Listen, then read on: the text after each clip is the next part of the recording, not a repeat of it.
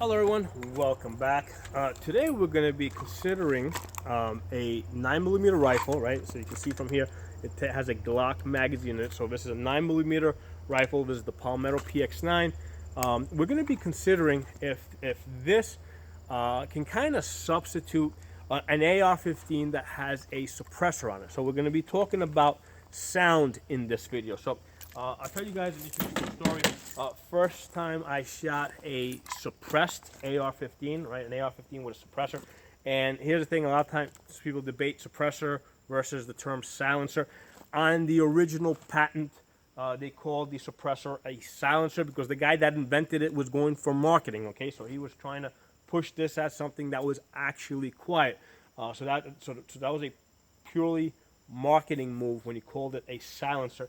It is not silent, it is extremely loud, and that the reason for that is that the majority of the sound from gunfire does not come out of the gun, but rather it comes from the bullet that is ripping the air as it goes downrange. Okay, there's nothing that you could put on the end of the gun to make it quieter other than slow down the bullet itself. Right? And they have ways of doing that with heavier bullets, but you also lose a lot of power with that. So, but in this video, we're going to be strictly talking about a standard AR-15 that shoots 5.56 that some people will put a suppressor on, compared to a 9mm rifle, pistol caliber carbine. You know, a lot of people call it a PCC, right, for pistol caliber carbine. And the thing that I'm exploring in this video, and that we're considering it, and I really mean we're considering it. I'm not saying that I've got the answer or do it this way or this is the right answer. We're just considering it. So one of the things that I have been considering is that the 9mm the 9mm rifle can in some cases substitute for a suppressed AR-15. Okay, so let me tell you guys a story. About 15 years ago, first time I was shooting a suppressed AR. I didn't own it; it was somebody else's. I was standing about 10 feet away from the guy while he fired a couple of shots. I didn't have ear protection on. And I'm like, wow, that's freaking loud, okay? I was like, what's the point of even having a suppressor on an AR-15 if it's gonna be that loud, okay? It was so loud that basically I had to wear earmuffs while I was shooting it, okay? So it was just a tiny bit quieter, but I could not comfortably stand next to somebody shooting a suppressed AR-15 and not have some type of ear protection on. Okay, so I was like, well, what's even the point of this? But now I understand that there are some suppressors out there that are a little bit better, but even the good ones, I mean, yeah, you pretty much have to have ear protection on because it's gonna be really uncomfortable. Okay, so that was the first time I was shooting a suppressed AR-15. Now I'll tell you guys from experience, shooting these two different guns, right? So a lot of times I'll be at a gun range, and there's the firing line, right? And on the firing line, yeah, you gotta have glasses, you gotta have ears on. But usually, like behind the firing line, a lot of times they require glasses, but they don't require ear protection, right? Because you're not on the firing line, you're not shooting. So if so about 30 feet back, a lot of gun ranges are not anal about people having ear protection on. So what and obviously now we're talking about at a gun range where there's not a whole lot of people, right? So it's quiet. You pull out the guns. We're about to start shooting. So you take that AR-15 out. You load it. Okay. Obviously, the people at the firing lines have ear protection on. The people 30 feet back don't. Fire a couple of rounds out of the AR-15 without any suppressor on it or anything, and I will notice that the people standing 30 feet back are scrambling to try and find earmuffs, all right, because it's really uncomfortable, right? So 30 feet back, they're looking for earmuffs. It's that uncomfortable. Now, by comparison, the 9mm rifle, okay, same situation.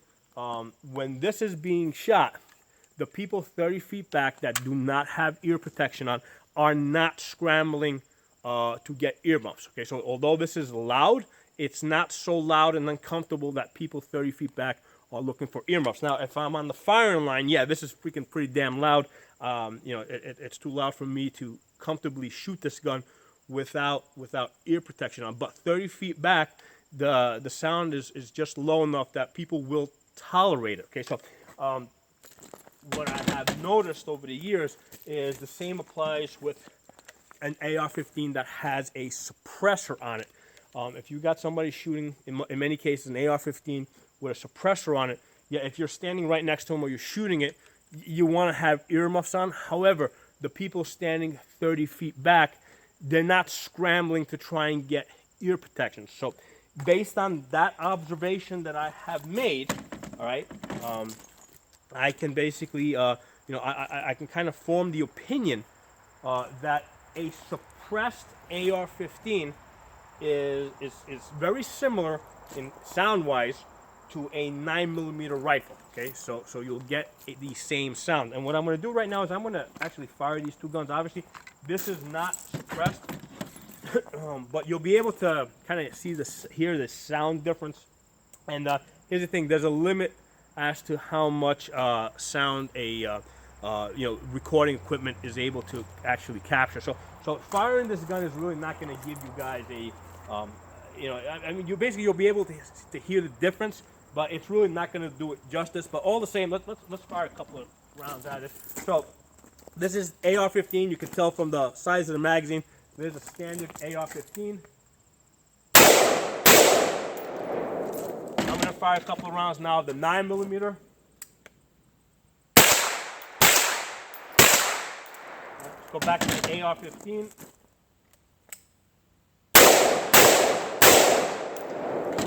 Let's go back to the 9mm.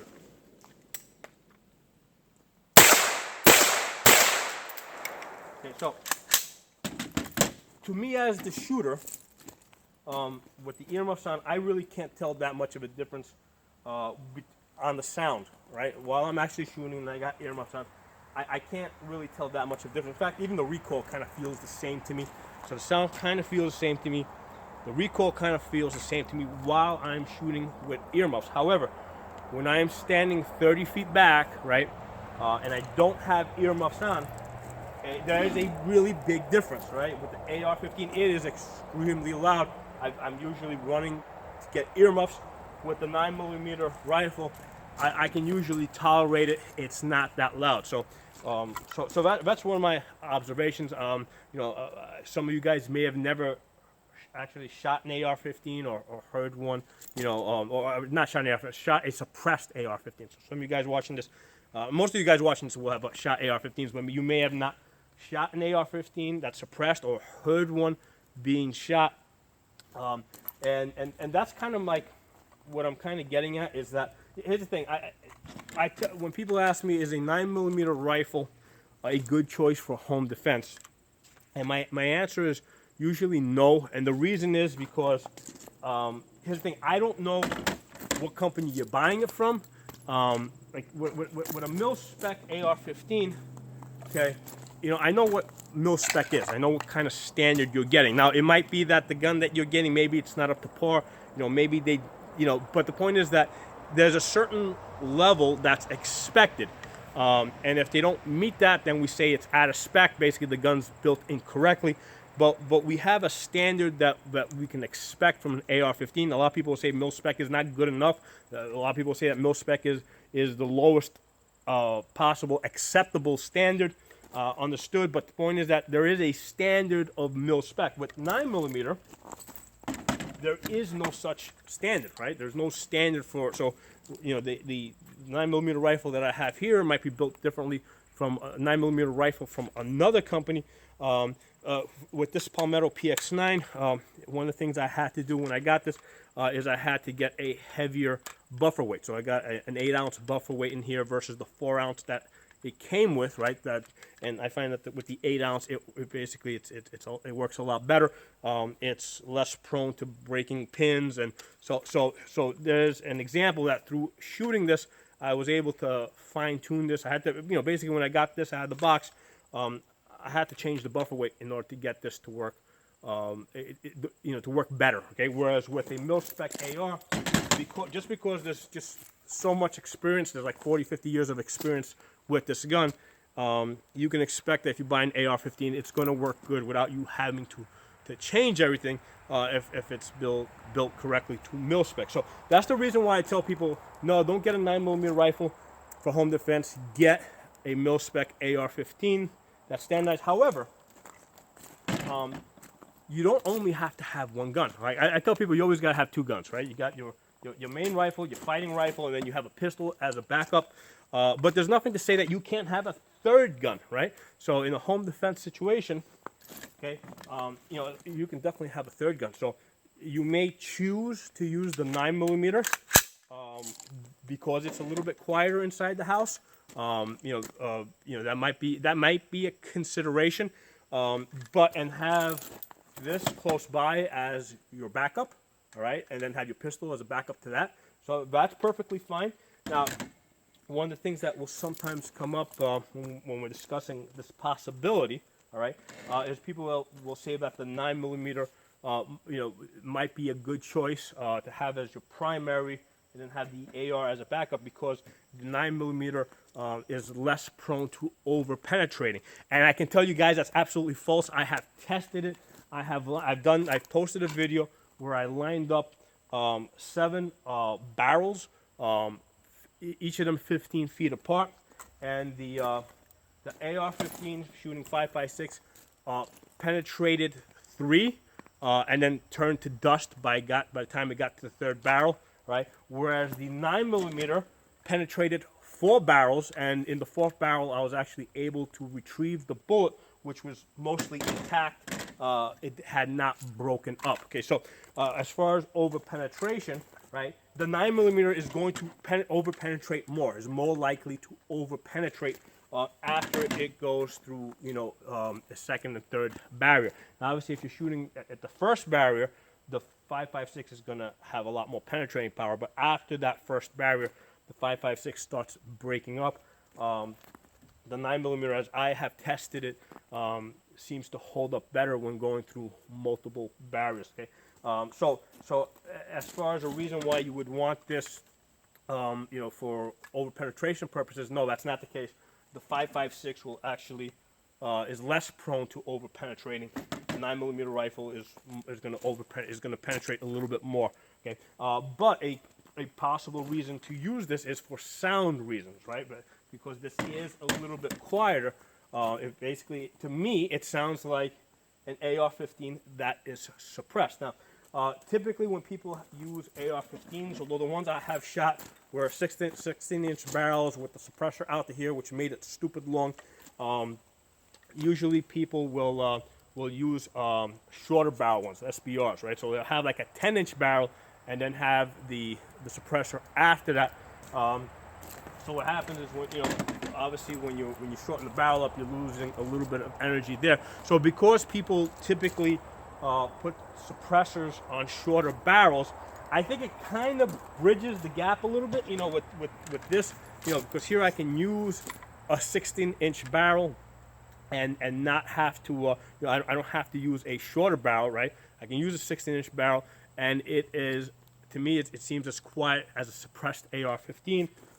Whereas with this, if you put suppressor on it, because this becomes stupid long, you got to shorten the barrel up, so you lose some velocity there. So it kind of bridges the gap a little bit.